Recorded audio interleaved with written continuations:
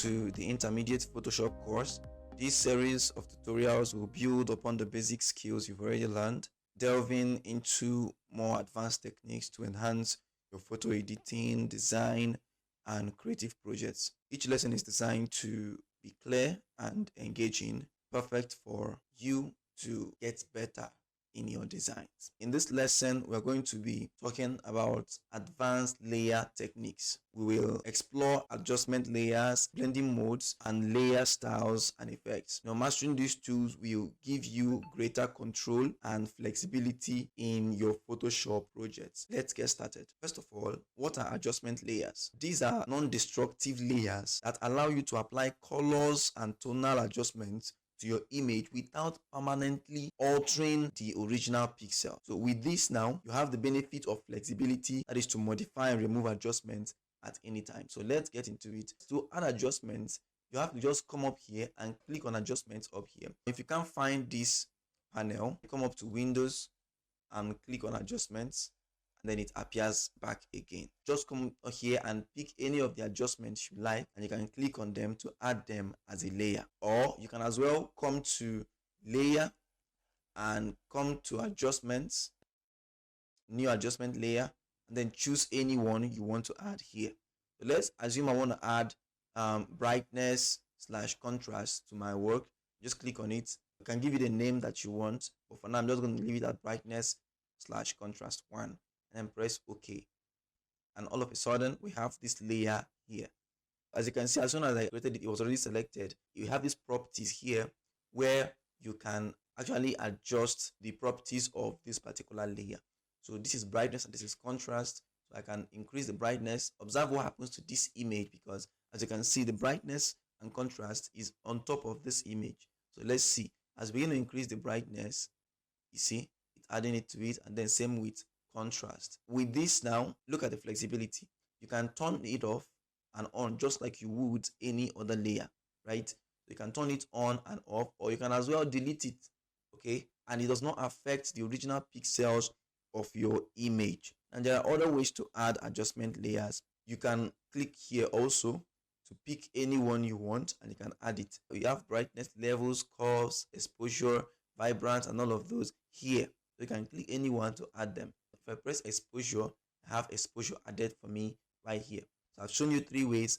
First, you can do it through the adjustment panel, or through the layer menu, right? Or through the icon down below. As I've already shown you, you can see that you can use multiple adjustment layers in your work. So now we have brightness and contrast, and then exposure. So you can stack multiple adjustments. You can combine multiple adjustment layers for complex effects. In the course of these tutorials, I'm going to do some other side tutorials to use these things that we have learned here, so that you can practice them and see how they actually work. You have to come to the properties bar to be able to edit a particular adjustment. So here I have exposure. I can increase the exposure, then reduce the offset, right? And then increase the gamma, or wherever, the gamma correction. Whatever you want to do, you can actually do it here. As time goes on, I'm going to do some other tutorials to show you how to use all this stuff and how they work, how to use them in your work. Assuming I have 2 images, this is the beauty of this now. Assuming I have 2 images and I want this stuff to affect only one of the image, right? I'm going to just come here and place a new image, right? Let me say I have the image of this lady, and of course this is too much.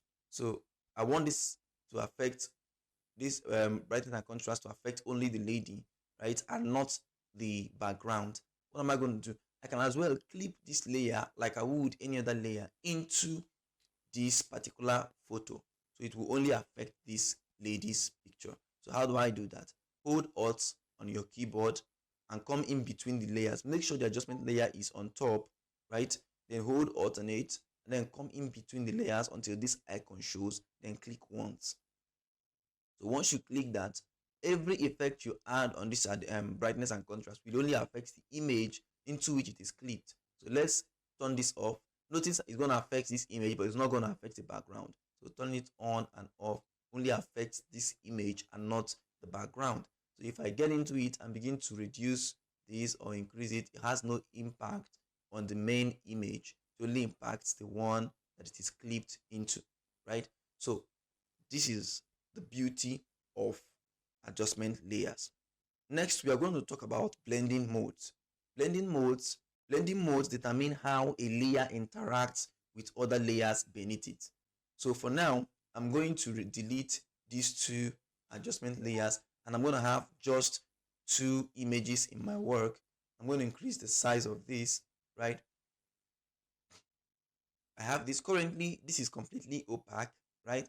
We can't see anything underneath it. That is normal. This is how to change your blending options, your blending modes. So you come here and you see a lot of blending modes here. Now, this is normal. Normal is just drop it on top and cover it up, right? So, but you can actually change it to dissolve, which will not see much impact now. But you can change it to darken, and you see how it's impacting it. Now, you can keep on going, changing it to multiply, and you can see it has different effects. It interacts with the image underneath it differently, right? So I'm going to just explain a couple of them, how they actually work. So for example, multiply, for instance, let's choose multiply. Multiply darkens the image by multiplying the base color with the blend color. So it darkens the image by multiplying the base color with the blend color. So you have found out that this is great for adding shadows or darkening images. If you want to add some kind of shadow to your images. Now notice that without this, right, without, let's put it at darken, multiply. Without this image is kind of brighter, but it kind of adds a darkness to the image underneath, right? So when I turn this on, there's a darkness that is with using the pattern, this particular image on top, it adds kind of a shadow to the image underneath it. So observe these edges, how the colors will get that lighter as I turn this off now. Now that is it. We used to add shadows. Then the next one I'm going to explain is going to be screen, right? The screen lightens the image by inverting, multiplying, and inverting again. It inverts the colors, multiplies it, right? And then inverts it again. This is ideal for highlight and brightening images. So let's say I click on this, turn it on, and then come to screen. You can see what happened. So it kind of makes it brighter. And understanding these things are not as important as using them and seeing how they work, right? It's quite intuitive. You know when you use it as time goes on. But I'm explaining this to you so that you know how you can start applying it for a start. I'm going to talk about two more. The next is going to be overlay. And the overlay combines multiply and screen modes for contrast enhancement. So let's say I come down here and I choose overlay. So you can see this is a combination of both multiply and screen, right? This is useful for adding texture, or enhancing details, right? You can add texture to your image. So you can observe how it feels like you put a transparent stuff on top of it and all of that to give it more texture. Then the last one I'm going to talk about, then I'm going to leave you to explore the others and see how they work and how you can use them in your image. I'm going to explain soft light and hard light. Now, soft light provides subtle contrast, while hard light provides intense contrast, right? This is perfect for creative effects and enhancing depth in your image. So let's say I switch from this to soft light. Soft light, where you, soft light. As you can see, it's kind of soft, right? You understand what I mean when you switch it to hard light, right? So this is soft, this hard light, and this is soft light. So it kind of increases the contrast, but it's based on, this one is more intense. Hard light is more intense than soft light. Now, as you can observe, these things are related. So what you do is when you want to work on something, want to use blending option on an image, you have to switch between each of them to understand how they work. Having these explanations I've given you in mind, to be easier for you to pick ones that would work quicker to create the effect that you want to create. I'm going to go back to normal and let's talk about layer styles. Layer styles are predefined or custom effects that can be applied to layers such as shadows, glow, bevel, gradient, and all of those. These layer styles, they are non-destructive. What it means is that they can be edited or removed at any time. So they don't really affect your layers, okay? So they are non-destructive. So don't be scared of adding a layer style or to your image or your text or your shape. You can actually remove them at any time you want, right? So let me turn this off here, and I'm going to draw a circle. so that I can use it to explain what I want to do actually. So I'm going to draw a circle. I'm going to give it a color of a yellowy color like this. So I'm going to just select some styles to show you how it works. First of all, how do you access layer styles? So you can double click on this layer to access your layer style. When you want to double click, don't double click on the name and don't double click on the thumbnail. These things do different things. If I double click on the thumbnail, I will just be changing the color. And if I double click on the name, I will just be renaming the image. But you can double click any other place apart from the thumbnail and the name. So somewhere here is cool. So you can double click here. In this case, you can double click somewhere here that is not on the name and not on the thumbnail, right? You can double click on here. And once you double click on it, it will pop up with the layer styles. I'm going to bring this here so we can see the effect here and what we are doing. So as you can see, there are a list of layer styles that you can actually apply. But before I get into it, I'm going to close this down and show you another way to access it. So now you have your image selected, your shape selected. You can come down to FX down here and select a particular blending option you want.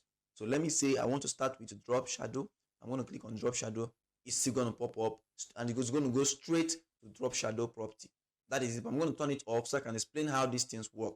So when you come into it, sometimes it's going to come up here, sometimes it's going to be here. Most times it's going to be here, right, on the second tab, the blending options. So what you do, first of all, you have to click one of the styles to start with. So the best way to do it is to click the body, right, of the style you want to add. Don't just click on the checkbox. If you click on the checkbox, it's just going to check it and apply the preset effect on it. As you can see around here, it applied the preset effect, but it did not really give you leverage or open up a window where you can adjust that.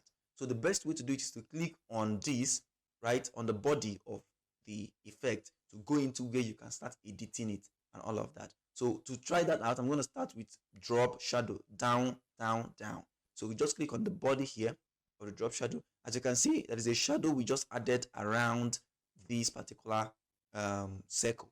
So I can turn it on and off to see the effect. As you have clicked on this body, so this is the drop shadow. It adds a shadow behind the layer or the layer you're applying it on. And the next I'm going to talk about is going to be the inner shadow, right? Since we are talking about shadow, the drop shadow adds shadow behind, but inner shadow adds a shadow inside the edges of the layer. So here now, if I increase this opacity, you can see the shadow is happening inside. We have another one, bevel and emboss, right? I'm just picking some to give you an example how they work. So I'm going to remove this so that I can see how some of these other ones work. So if you click on bevel and emboss, it creates a three-dimensional effect. So it's looking like the image is bulging out. If I adjust some things here, right, you can begin to see what it feels like. It's looking like it's bulging out, okay, like it's as you can see. Then we also have stroke.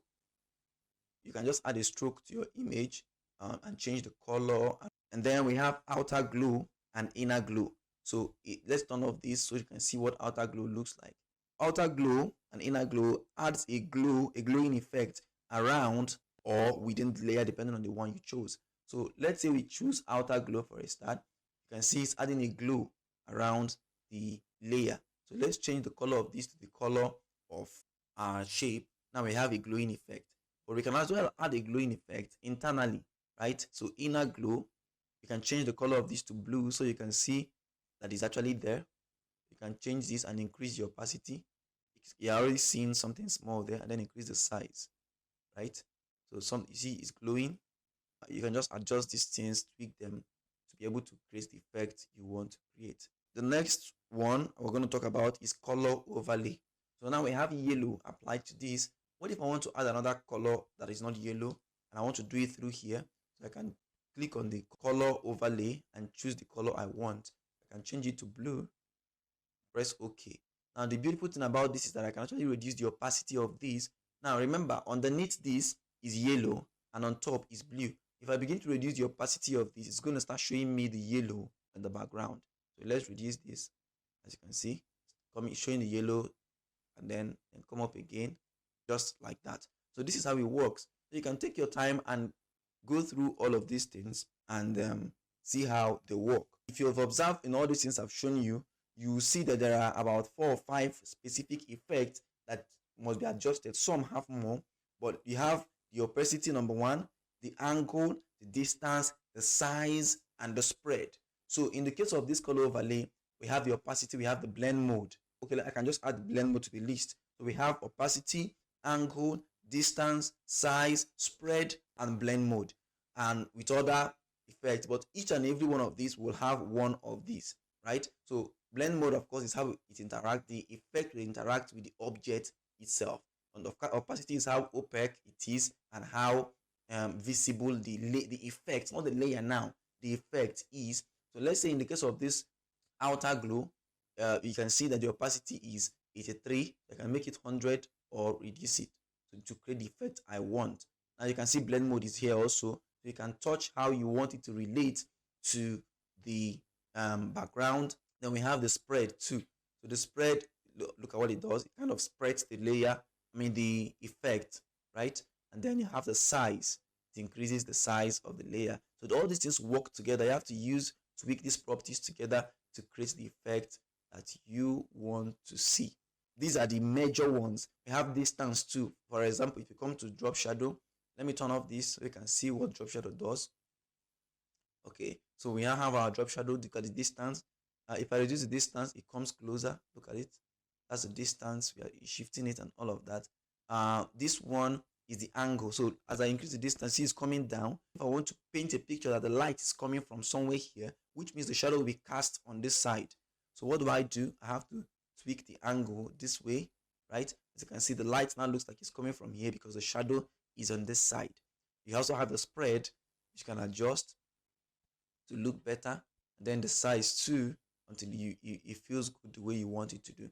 You still have opacity. You can reduce the opacity here. If you come to stroke too, you see it has blending mode, has opacity too. So all of them do the same thing. So just play around with these things and see what you can come up with. In this lesson, we have covered advanced layer techniques, including adjustment layers, blending modes, and layer styles and effects. These tools will empower you to create more dynamic and sophisticated compositions, right? So practice these techniques to enhance your Photoshop project. Take your time. Make sure you take some time to practice each and every one of these techniques.